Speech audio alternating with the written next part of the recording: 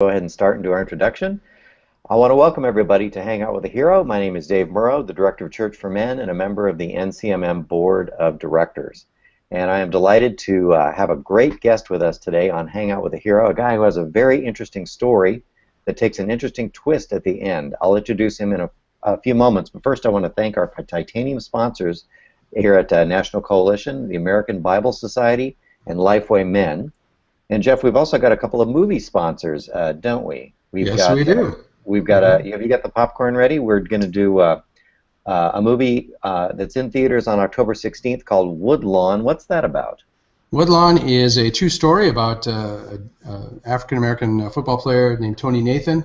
He was actually the first black player at the University of Alabama, but it really was set in the 70s when you had that Jesus movement. Remember that, David? You probably were there. Yeah, I was a part of that. I survived that. Yeah, that's right. So it's that time, and actually the movie producers, interestingly enough, had the Irwin brothers are producing it, and it was their dad that went and evangelized the entire football team that Tony Nathan was on, and so then you see the transformation. So it's a cool movie. It's a great story, and I think people really like it.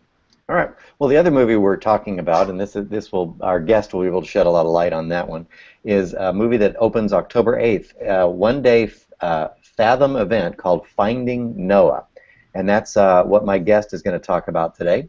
Let me introduce him to you real quick. I am going to be talking today with Kevin DeVries, who is an entrepreneur, explorer, author, and adventurer, international speaker, and loving father of two from Grand Rapids, Michigan. He climbed Mount Ararat 5 times. He joined Arc Search LLC in 2009 as the lead mountaineer, and he served as a director and consultant for several faith-based nonprofit organizations. Now, why do you go up Mount Ararat? You go up to find Noah's Ark, and we're going to talk to him today about his 5 trips up the mountain and to find to discover what he really found on the mountain. So, I want to introduce to you now our guest, Kevin DeVries. Kevin, so glad you could be with us today on Hang Out with a Hero. It's great. Thank you very much. All right. So tell me a little bit about your mountaineering and why does a guy go up Mount Ararat? When you went up there, were you honestly trying to find the Ark, or what was your goal in climbing this mountain so many times? Right. Well, it all happened with an Associated Press story that ran in 2009, and I happened to see it. It wasn't supposed to run. It was about a Liberty professor that was going to go and look for Noah's Ark on top of Mount Ararat. And I thought, wow, this would really be something I could use all my skills towards, because at that point I'd already climbed 5 of the continental summits, had skied to the North Pole, and I knew that most of the gentlemen that were involved were scientists, and they also were predominantly from the South. So I knew that the whole concept of ice and altitude, I knew that they didn't know what they were getting into, and so a couple things happened, and they were going to invite me, and then it didn't work out, and then within 30 days of departure, they called back and said, you know what, we think we have a place for you. So I would say the first 3 years, David, I really felt like we had some really solid, credible technical witnesses that were leading us to believe that there was a structure on top of the mountain. The last 2 years, the script actually got flipped on me a little bit. I'm not so sure if I had a whole lot to do with it. I think there were some larger, greater powers, if you will, that were moving the script a different direction, but it became more about the inward journey. Okay. Well, let's hold off. Yeah, let's hold off on that for a minute. We want to talk about that in the second half of our interview. But I do need to jump in here. I apologize. I didn't mention to you, those of you who are listening and watching online, there is a chat feature on the right-hand side of your window. If you have any questions for me or for Kevin, please just type your questions in there. I'll relay them to Kevin, and we'll be glad to answer those, especially if any of you have ever been over in Turkey or have climbed Mount Ararat or anything like that. We'd definitely love to hear from you. There's also a poll. If you click on the link that says poll, you can take our poll, online poll. We'll be announcing the results of that at the end of our webinar today. So anyway, back to you, Kevin. Sorry for that interruption. So you climbed the mountain 5 times. Now, why does a guy do that to himself? I understand Ararat is one of the most technically challenging mountains on Earth. The weather, the ice, the snow. You guys had some real adventures up there. Tell me about those. Yeah, it's a unique formation. I mean, it's a 40-kilometer base, so you've got this big gargantuan mountain that has its own electrical storms that it creates. I've climbed all over the world, but there's something unique about that mountain. It almost feels like a living beast. In fact, it takes a major character role in the movie itself. It's sulfuric, so you've got this sulfuric smell that's kind of misting around, and you can smell it. So it's almost as if the mountain itself is breathing. It's alive. You feel like you're actually treading on a beast, if you will. But it was an incredible process to get up to the top of the mountain. It's 17,000 feet, so you've got about 60% less oxygen at the top than you do have at sea level. So everything you're doing, it takes so much longer to do, and you're seeing things that you shouldn't normally see. I went up there one year with a guy. We went up too quick. The timeline got crunched, and he thought there was a bunch of other yellow tents around because we always use yellow North Face tents. And I looked at him, I was like, I hate to break this to you, but those are actually yellow rocks. And he was just adamant, no, these are tents. I didn't realize that we were going to be, one of many people up here. I says, trust me, we're the only people up here. So it plays on your mind. We were using running chainsaws. We're excavating holes that go down to 35 feet. And you've got guys with running chainsaws that are fainting because the oxygen is just, it's not there. Birds are flying around as if they look like they're drunk, like they're inebriated. So a wild environment, electrical storms, your hair just feels like it's full of bees, that buzzing activity. One particular episode we had literally wiped out our entire camp in 2009, ripped about half of our tents in half, hurricane force winds. So we went up there because we believed that there was technical witnesses that were leading us to believe that there was an anomaly on top of the mountain. I'm using that word very carefully. So you have a remote sensory expert that's telling us, and he's been saying this for about 2 decades, and we finally were able to get the permits to pursue this, but he's saying that it looked like as if some structure had been dropped on top of the mountain. It's not organic to the mountain. It shouldn't be there. He's an atheist, so he has nothing really in his lexicon that really lends itself to this. So he's basically coming at it from an angle of, I don't know what it is, and I'm not really going to be the guy to find it out. I'm not going to be the boots in the ground, but I'm telling you, there's a structure there. It's buried under about 40 to 60 to 80 feet of ice, depending on which area of the Eastern Plateau you're looking at. And somebody needs to get boots in the ground and do some ground-penetrating radar to ascertain what actually this anomaly is. So over the course of those next ensuing years, excuse me, we went to the mountain and brought up ground-penetrating radar. The last year we brought our largest unit. It was 100 megawatt ground-penetrating radar, and we brought that and scanned it over the size of a football field. Wow. And drilled like crazy. We made Swiss cheese out of the mountain. We pocked so many holes into that thing over the course of those years. Took core samples, so we drilled a couple of hundred holes. We did a couple hundred ground-penetrating radar scans, and interestingly enough, many of the anomalies that we were seeing under the ice from the ground-penetrating radar had the peculiar dimensions of Noah's Ark, the biblical Noah's Ark. So you can see the collision of all these technical witnesses. Sure. Remote sensory, the ground-penetrating radar, they're agreeing on what they're seeing. We just don't know what it is. And I don't know if I want to totally give away all of the movie, but rest assured it wasn't what we thought it was, but it took us quite a while and quite a bit of blood, sweat, and tears to come to that conclusion. So you did find something up there on top of that mountain, something unexpected. Well, yes. All right, well, let's just leave it at that, because we want people to go to the film. We'll bait the hook. All right, good. It wasn't Sasquatch, was it? No, it wasn't, but it was the Easter Bunny. All right. Yeah. All right. Now, correct me if I'm wrong. Does the Bible actually name Mount Ararat as the place where as Noah's Ark came to rest? Well, it's the plural form, so the mountains of Ararat, and I think a lot of the logic lends itself to be that if you're going to pick a mountain in the area or the region, it would make sense to pick the tallest mountain in the region, which happens to be Mount Ararat. When you couple that with hundreds and hundreds of eyewitness accounts, then you add to that the remote sensory research that we had done and the ground-penetrating radar, it just seems like that convergence would lend itself to be that mountain is of peculiar interest if you're looking for the Ark. Okay. All right. Now, I don't want to give away the end of the film. Like we said, that starts in theaters. It's on a one-day event, October 8th. So check your calendars. And at the end, we'll tell guys how they can see the movie. Real quick, just what's your website in case they have to jump off? It's findingnoah.com. Findingnoah.com. And Finding Noah is the name of the film. Tickets, all the theater locations. It's playing in 650 theaters nationwide. Okay, all right. Let me just ask you a couple of practical questions. So if you made 5 trips up the mountain, how'd you fund all this? That's very expensive to climb a mountain. It is, and I was not involved in the financial Okay. fundraising aspect of it, so I can't answer to that. I know there were a lot of different moving parts involved with Okay. that. Our research and our access to that area was really without precedent. There was a team in the late '80s that was in a similar area as ours. We went a little bit deeper, a little bit further, a little bit wider than that they did on the Eastern Plateau. So yes, there's a lot of moving components with that. It is an expensive venture. Unfortunately, I was not involved in that particular aspect of Oh, the. all right. My job Um, was very simple. I was hired, and I wouldn't say hired. I was asked to be part of the team to keep really smart people alive. okay. So, And did you manage to do that? we did our best to kill ourselves, but it was almost Shackleton proportions. We had a very successful failure. Everybody came off the mountain that I was a part of, and that our other lead mountaineer, Holt Condren, was also there. So I think we took up about 40, in the mid 40s somewhere, about 43, 45 individuals ascended that mountain over the course of 5 years, and we had no loss of life, which I thank God for.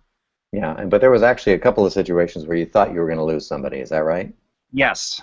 And you saw somebody from another party actually die right in front of you, didn't you? He did not die, but it was desperate. He had closed head injuries, compound fractures. That actually happened twice, 2 years in a row. Actually, 2011 and 2013, and they caught part of that on the film because the film crew actually was only there the final year. So I have all this history, but the film crew was just there for 1 year, and they captured a great year. But there's a lot of backlog, and some of that film they actually were able to splice into the film itself. So you can see some of the former years and the holes that we excavated, and some of the, just horrendous weather that we had. Okay. So actually, this is a tale of adventure as much as a Bible type story. Yeah, I mean, it really feeds to the masculine heart. It goes after the nobility of man.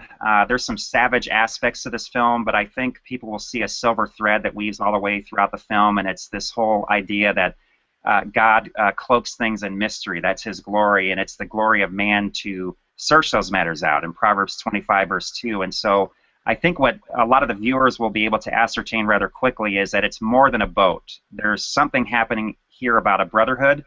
In fact, I would wager to say it's much more than about finding a boat. It's about a brotherhood found in Christ. So for those of you that are working in men's ministry, this film has tremendous bandwidth for ministry material, discussion. We already have some partnerships that have formed that will take place after the film is actually shown after October the 8th. So we're very excited about the ministry opportunities that exist within this film.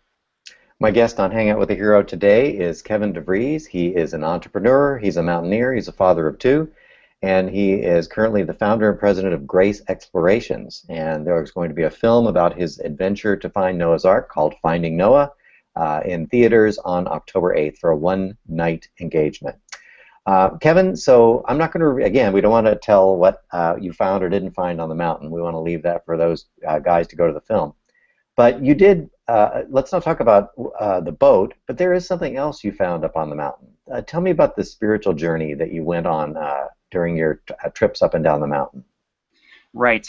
It began in 2012, and then it largely played out in 2013 and beyond. The title of the message that I've developed around this whole film is Finding Noah and Finding Grace.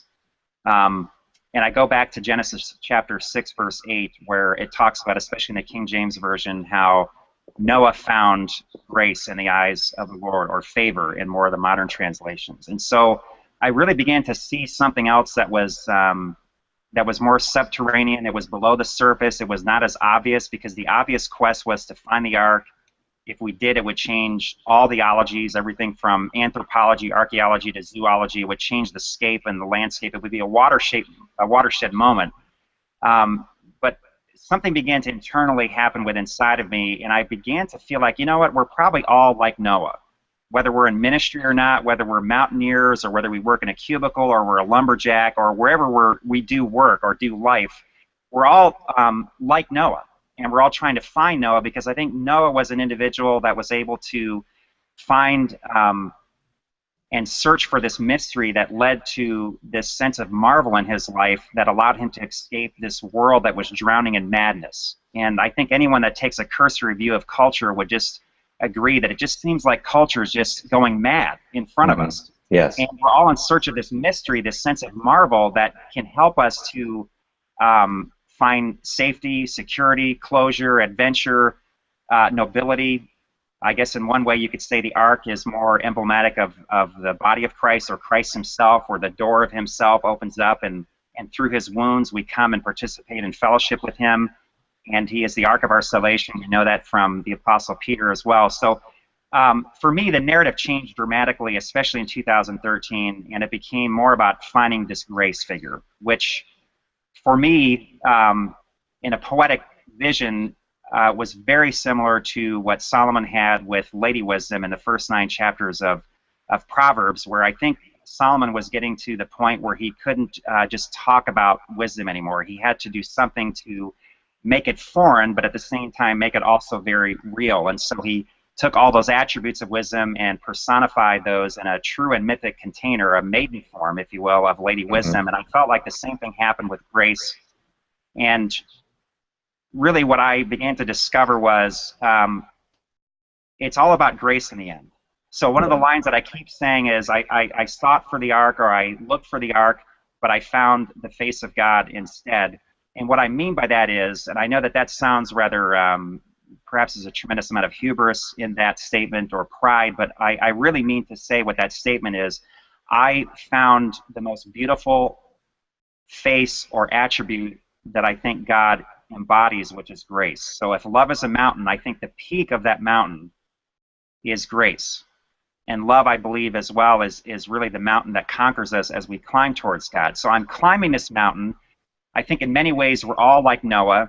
We're all these mythic mountaineers, if you will. We're climbing this mountain. The Turkish people call the mountain Agri Dağ, which is the painful mountain. So we're ascending this mountain of pain to discover in many ways our purpose.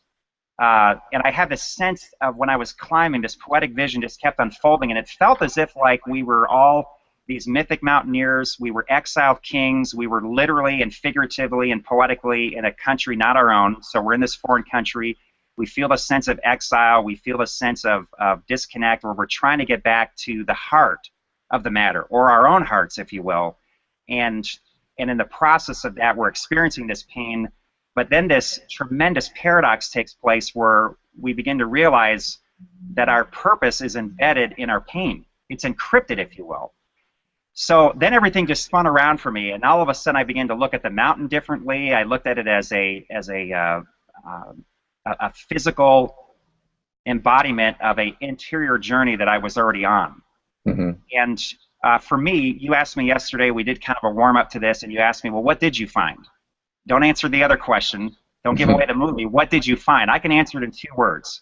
I found home, and I found healing, which is also descriptive of the ministry that I just started, Grace Explorations, which is basically a spiritual guide service to help wandering and wounded warriors find home and healing in Christ. And so for me, I had levels of trauma in my life that would take too long to dissect, but I was desperate to find 2 things, and I think the mountain provided a template for this, and the film was a way to put this on a silver screen. But for me personally, it was about finding home and finding healing. And what I mean by that is, the first part of home is, I had confused my whole life to think that the house I lived in was my home. And that house is simply a tent. Home is where your heart lives. Home is actually your heart. So I began to try and find a certain process that I could find home. And for me, and I know this is going to be a little bit radical for those of you that are listening, and I don't recommend it for everybody. And I did. All right, yeah, guys, now you need to brace yourselves for this next sentence. I know where we're going because of our pre-interview. All right, Kevin, lay it out. Lay it out.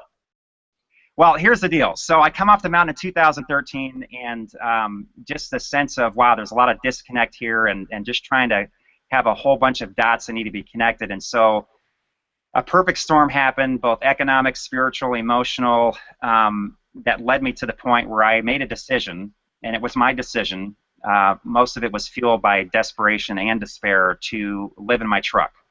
So that's kind of a big statement, having living in Michigan, to come to that conclusion. But I did it for this.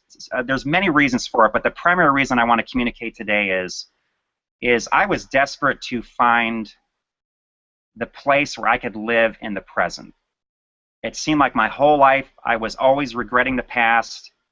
I was a minister for 10 years, ordained in a particular denomination, and was also national consultant. So I can do ministry talk, I can do church speak.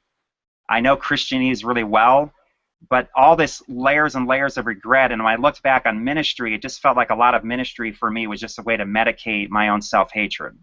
So you've got layers of tragedy, layers of pain, and you're trying to find this place where you can live in what I think the Desert Fathers coined really well, and it's the naked now. It's where you live in the present, you live in the moment, you're not regretting the past, you're not trying to accelerate to the future. And so I basically looked at a whole bunch of transcendent individuals, guys like Joseph, who found his breaking point in prison, guys like Dietrich Bonhoeffer and the Apostle Paul, John Bunyan, who had these incredible works that we read and that we preach from, and all of those guys had one thing in common. They found grace, they found bottom in prison, and they found that wherever they went, grace was already there before them.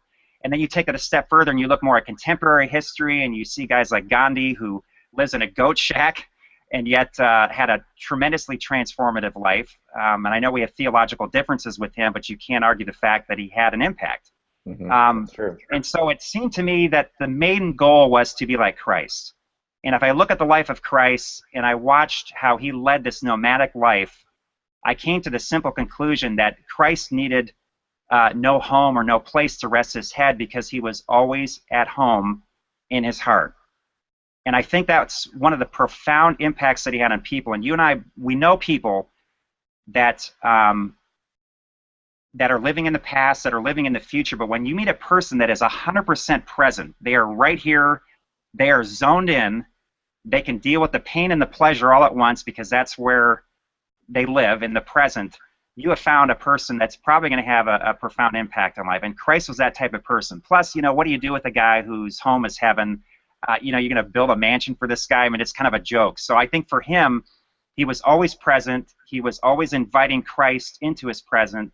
And I think that in that present moment, in that naked now, if you will, I think that that's where deep healing happens. I think that that's where transcendent time heals timeless trauma. And I know one of the initiatives of the National Coalition of Ministries to Men is to help men with trauma, with post-traumatic stress disorder. And I hope to maybe put a face to that because I've been a minister, I've been a consultant, I've been the guy who hated himself, and so he basically did ministry to medicate that. It took a guy like Brennan Manning to help me figure that out. So I've been through that whole journey, but right now I can tell you, even though I am living in a truck, if you will, something has happened, and it's not magical, it's miraculous. That truck has turned into a tabernacle. I meet God there. I feel like that thin line between home and house has been kind of obliterated, and so I feel like everywhere I am, I'm home. And I think that's kind of the ache of every one of us. We want to find home. Every movie that has a great ending, it's about finding home. It's about finding center. It's about finding that sacred place where wounds that time cannot heal because they were made in time can only be healed in time outside time. So my bent in my ministry is simply this, to take guys on a deep journey, because I can take them there because I've been there, so I can guide them there, but don't leave them there. Aragorn went through the paths of the dead in The Lord of the Rings, but he didn't leave his fellowship there. He took them through, and he brought all these ghosts out into daylight, and that army of the dead was, in a sense, kind of a redemptive type of a part of his destiny. And I feel like for many men, they've got all these ghosts. They're traveling these land of shadows, and they just want to find this place called home. So for those of you that are ministers out there, and I'm assuming that you all are, I would just strongly encourage you to allow Christ to invade the present and quit worrying about the future, quit regretting the past. There's plenty of things to worry about, but live in the now. And I think when you can live in that naked now, when the density of eternity, when the weight of eternity can thin time into that thin place, which is one of my favorite phrases from the Celtic Christians. I think in that thin place, anything can happen because everything's already happened. You're tapping into a time dimension that's beyond Chronos. You're tapping into Kairos. And then I think there's this third dimension that you see these mythical lands being created like Narnia and Middle-earth, where there are these mythos landscapes, or this mythos time where God baptizes imagination and wonderful things happen. So for me, I know that's a lot of information, but it just turned the corner. So to me, it's not about living in a truck. It's not about all these exterior things. And someday I'll probably have money again. I've had the McMansion. I've owned businesses before. I've had dozens of employees. But I think I'm a very, very blessed man at this point because it's all been taken away. And when everything's taken away, I think you find what was really important in the first place. So I hope to have a Job-like life where the first half of my life I did everything because I was afraid.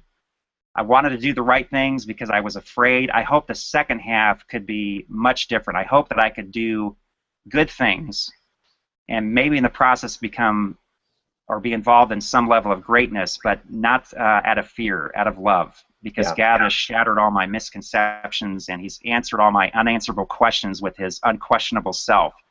And I feel like that's what's happened. Yeah. Well, and Christ told the rich young ruler to sell all that he had, and that may just be the call on your life right now. So I applaud your courage. I do have some questions I want to ask you from some of the guys. Kevin asks, did Kevin journey alone, or did he find other men to journey with? I don't know if Kevin is asking about your journey up the mountain or your journey through what you've found since you've come down. I guess you can address either one of those. Yeah, both. This is huge to me. This is very huge to me. I did the sin thing really well as a preacher and as a person.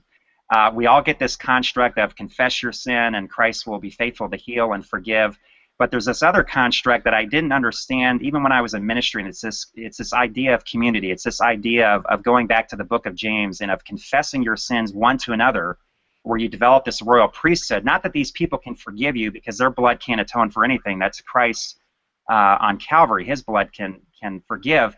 But there's something that happens when you join this brotherhood and you do life together and you walk into these rooms of grace and you tell your story, the good, the bad, and the ugly, and you share all those things. And when you start journeying with these men and they start hearing your story and you start owning your story, something miraculous happens. All of the shame just starts coming off.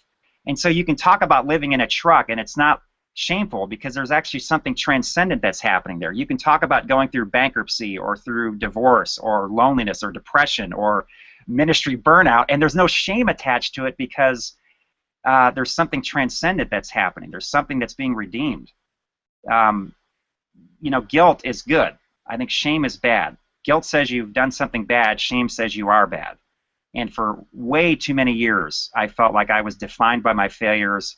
And I just want everyone to know that's listening that you're greater than your wounds, and ministry will give you a lot of wounds.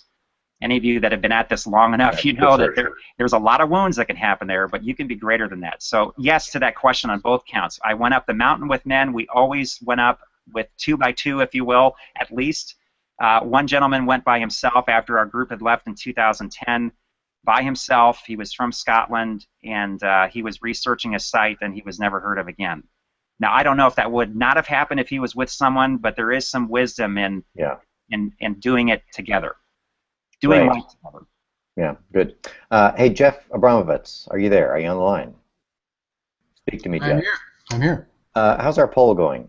Have we gotten any responses? I did a couple. One I'd asked about if they thought there was the ark, and 50% said no, and 50% said they weren't sure. Okay, all right. And did you do another poll? Yeah, one was, would you go on a trip to try to find Noah's Ark? And 100% said no. So I think, Kevin, you're in good company with the team you had. Kevin, you're alone, yeah. All right. Let's finish our interview with Kevin DeVries. Just some details about the movie. So you said in the fifth and final year, you had a film crew come up. Who's the crew with? Are they a Christian film crew? Was it a secular crew? What was it?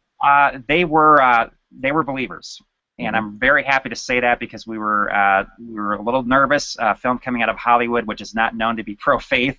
Yes. But there's some great things that are happening in Hollywood. You're seeing God take back the theater. He's turning it back into His temple, and so some wonderful things are happening. So yes, it was a Christian film crew that filmed us. So they came from that perspective for sure. So they filmed you in 2013, and then I guess they spent last year editing. Yes. All right. And so how long is the film? It's about an hour and a half, and then there's a great panel afterwards with some folks that were on the expedition and those that we've partnered with since then. that they can read on Finding Noah, and so we're very excited about that. That's about a 20-minute panel, so we're telling people to carve out about 2 hours. Okay. It'll be in every theater next week, Thursday. I want to accentuate the fact that it's one night only. This is a documentary, so it's not a full-length feature. It is a full-length documentary, but it plays for about 90 minutes, 20-minute panel afterwards. About 650 theater locations next week, Thursday, October the 8th at 7 p.m., whatever their local time is. Okay. I just want to add that extra piece that Kevin was talking about was held by Bob Lapine and Dennis Rainey of Family Life, so they did a good job, and they got 2 pros to do that extra piece. It's very interesting. Okay, and we also want to stress that Russell Crowe is not in this film, right? Right. And there are no rock people or any of that stuff. No, it's not Transformers meets Christ. All right, cool. Well, the name of the film is Finding Noah. We have a one-day event next Thursday, October 8th. It's going to be in how many theaters? 600? It's about 630 some odd. I think they were shooting for 650, but I think the accurate number is somewhere in the 630 range. Okay, well, if you want to see a great film and you want to support Christian films, please get some guys together next Thursday night, go out to the movies, and watch this film, enjoy the discussion afterwards, and then just see what God does. Because obviously, hearing Kevin's story, it's going to be much more than an adventure story about climbing a mountain. It's going to be, I think you can really parlay this into a discussion of some of the more important issues that men are struggling with, the mountains they face, and topics such as, isolation. And I mean, it's just going to bring up so many things that we as men's ministers deal with every day when we're working with our men. And if you really hear from God and Holy Spirit, and I think He'll use that. I want to mention also today, if you are interested in attending Reload, today is your last day to sign up at a discount. We have an early bird discount that ends at midnight tonight on September 30th.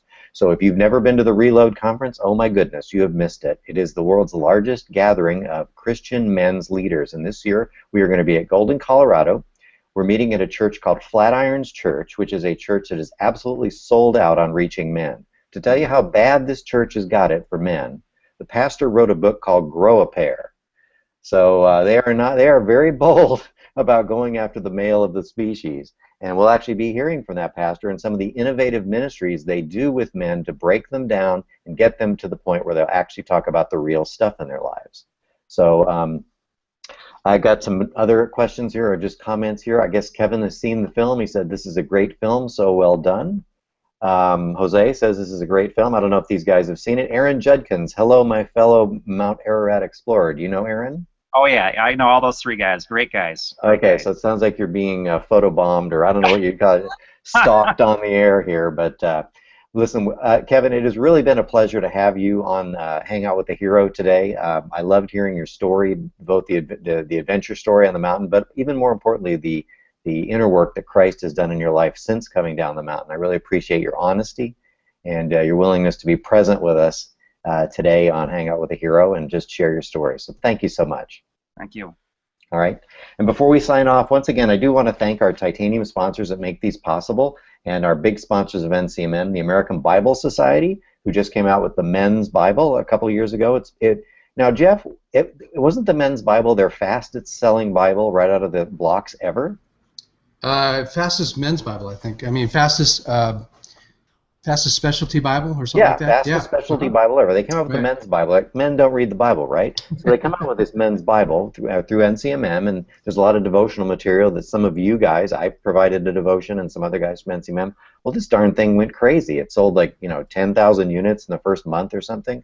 So when people say men don't read the Bible, baloney. Men love the Bible, and this Men's Bible is a great tool if you want to put it in the hands of your men, and that's from the American Bible Society. And also, we really want to thank Lifeway Men, which has been a huge sponsor of NCMM. Lifeway has lots of really good resources for men if you're looking for men's videos, discussion starters, etc. So check out Lifeway Men. I don't know when our next Hangout is going to be. Do we have another one planned, Jeff? No, we're going to look probably sometime after Reload, and we can get a lineup of some good speakers from there. Yeah, we might even try to do a live one from Reload. There's so many great stories to be told there. So many guys doing amazing work with men. If you know of a men's ministry that has a great story to tell, something that's innovative, something that's unusual, something that involves staying in your truck, for example, Please No. let us. Try this at home. Please let us know. We want it. We really want Hangout with the Hero to be the kind of thing. You know, it's not a victory lap for the old guys. It's really, we want it as a laboratory and an exposure for new ideas, for new things that God is doing. And you know, we want to present both the old and new wineskins on this show. So, Jeff, is that it? Are we done? I think we are done. Okay. Well, thanks again for joining us, Kevin. Thank you one more time, and we will see you next time on Hangout with a Hero. Thank you.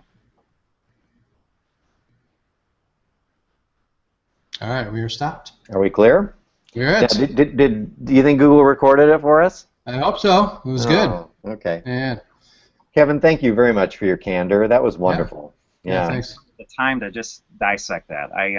I just hope it's an extended cab. That's all I can think. It's not one of those little Rangers. No, it's got to be a full-size truck, right? Yeah. You know, it's kind of like, I didn't have a chance to say this, but it's kind of like when you're a little kid, you know, you're a boy, no one dreams of just getting stuck in a cubicle somewhere. We always think about doing something really significant, and and that's a wonderful ambition to do that, but when you pray dangerous prayers, like asking God to pour glory gasoline all over you and have you, you know, give you a transcendent message, you have to be prepared